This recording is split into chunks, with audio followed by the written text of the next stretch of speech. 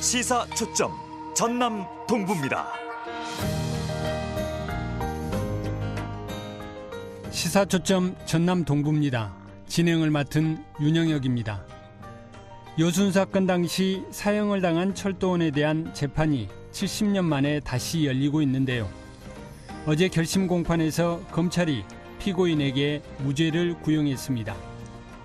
재심을 청구한 지 7년 반, 긴 기다림 끝에 시작된 여순 사건 재심에 대한 고 장한봉 씨의 유족과 시민단체들의 바람은 확실하게 죄가 없다는 결론으로 억울함을 풀어달라는 것이었는데 여기에 검찰이 응답한 것입니다. 검찰은 당시 철도원이었던 장 씨가 내란 행위에 가담한 증거가 없는 데다 군사재판의 정당성 자체에도 의문이 있다고 밝혔습니다.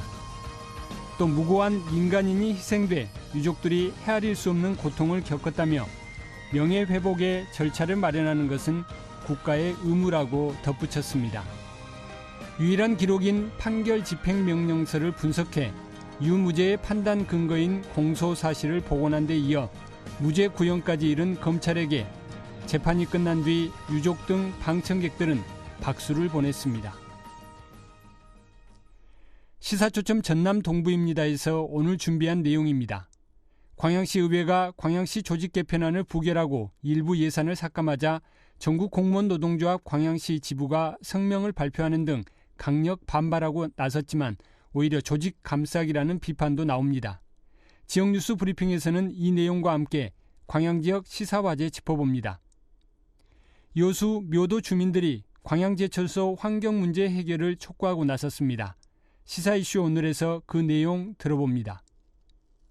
여수 만흥지구 주민들이 국토부 청사를 방문하는 집회를 계속 이어가며 여수시와 택지 개발을 둘러싼 갈등의 골이 깊어지고 있는 모습입니다.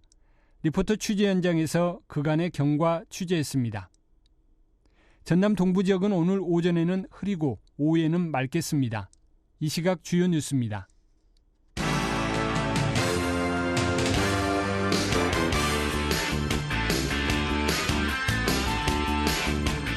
여수시가 내년부터 전남권역 재활병원 사업을 본격적으로 추진하겠다고 밝혔습니다. 여수시는 내년 10월까지 병원에 대한 세부 설계안을 마련한 뒤 곧바로 공사에 들어가 오는 2022년 11월 병원을 준공할 계획입니다. 광양시 봉강면 구서지구가 내년도 산림청 신규 공모 사업인 산림신품종 재배단지 시범사업 대상지로 선정돼 국비 25억 원을 들여 5헥타 규모의 토종 복분자 집중 재배단지로 조성됩니다.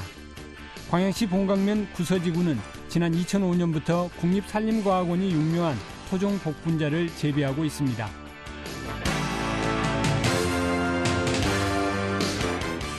농림축산식품부의 남해안권 발효식품 산업지원센터 건립 공모사업에 순천시가 최종 선정돼 10조 원대 시장 규모인 발효식품 산업 육성에 활력을 받게 됐습니다.